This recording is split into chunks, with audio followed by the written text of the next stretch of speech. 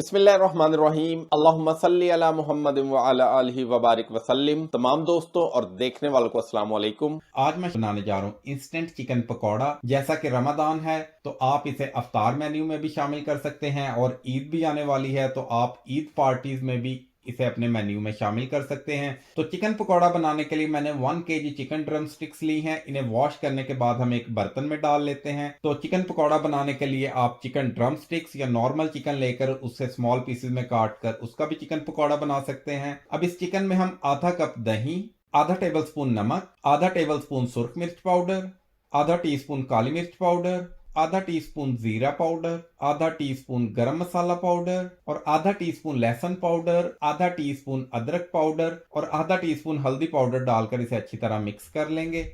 मैंने इसमें पानी जो है वो बिल्कुल भी ऐड नहीं किया, क्योंकि जब हम इसे पकाएंगे तो गोश्त और दही जो है वो पानी छोड़ेंगे तो ये अपने ही पानी में पकेंगी। इसे मिक्स करने के बाद हम मीडियम फ्लेम पर रख देंगे। 3 से 4 मिनट के बाद गोश्त जो है वो पकना शुरू हो गया है और इसने पानी भी छोड़ना शुरू कर दिया है। तो इसका हम ढक्कन लगाकर इसे 10 से 12 मिनट के लिए मीडियम फ्लेम पर पकाएंगे, लेकिन इस दौरान इसे 1 से 2 मरतबा हिला लें। चिकन जो है इसे पकते हुए 10 मिनट हो चुके हैं और ये टेंडर हो चुका है, लेकिन हमने इसे बहुत ज्यादा नरम नहीं करना कि ये टूटना शुरू हो जाए। और आप देख सकते हैं कि इसमें अभी जो है पानी है वो बाकी है, तो हम इसे हाई फ्लेम पर पकाएंगे कि इसका पानी जो है वो अच्छी तरह खुश्क हो जाए। चिकन का जो पानी है वो खुश्क हो चुका है। अब इसे चूल्हे से नीचे उतारकर हम ठंडा होने के लिए रख देते हैं। जब तक चिकन जो है वो ठंडा हो रहा है तो हम अपने दूसरी चीजें रेडी कर लेते हैं। तो उसके लिए हम 1 कप बेसन लेकर उसे एक बॉल में छान लेंगे।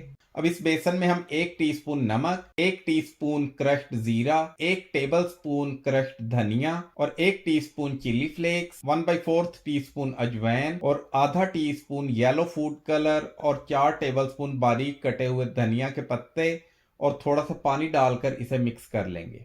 यहाँ पर मेरे पास 1 कप पानी है, लेकिन पानी हम इसमें थोड़ा थोड़ा करके डालेंगे और इसका एक स्मूथ मिक्सचर बनाएंगे। ये मिक्सचर जो है वो बहुत ज्यादा गाढ़ा नहीं होना चाहिए। तो आपने मिक्सचर जो है वो इस कंसिस्टेंसी का बनाना है कि ना ये ज्यादा गाढ़ा हो और ना ज्यादा पतला। ये आप देख सकते हैं कि मिक्सचर जो है इस कंसिस्टेंसी का होना चाहिए। चिकन जो है वो ठंडा हो गया है। अब इसे हम बेसन वाले मिक्सचर में डाल लेंगे। चिकन डालने के बाद इसमें जो मसाला बच गया है वो भी हम इसमें डालकर मिक्स कर लेंगे। चिकन के ऊपर बेसन की अच्छी तरह कोटिंग कर लें। ये आप देख सकते हैं कि जो चिकन ड्रम स्टिक है इसके ऊपर बेसन की कोटिंग जो मैंने की है वो बहुत ज्यादा थिक नहीं है। अब जो नेक्स्ट स्टेप है वो हम चिकन को फ्राई कर लेंगे। उसके लिए मेरे पास एक कढ़ाई में ऑयल है जिसे मैंने मीडियम फ्लेम पर गर्म कर लिया है। अब हम जो चिकन पकौड़ा है इसे गोल्डन ब्राउन होने तक इसमें फ्राई करेंगे।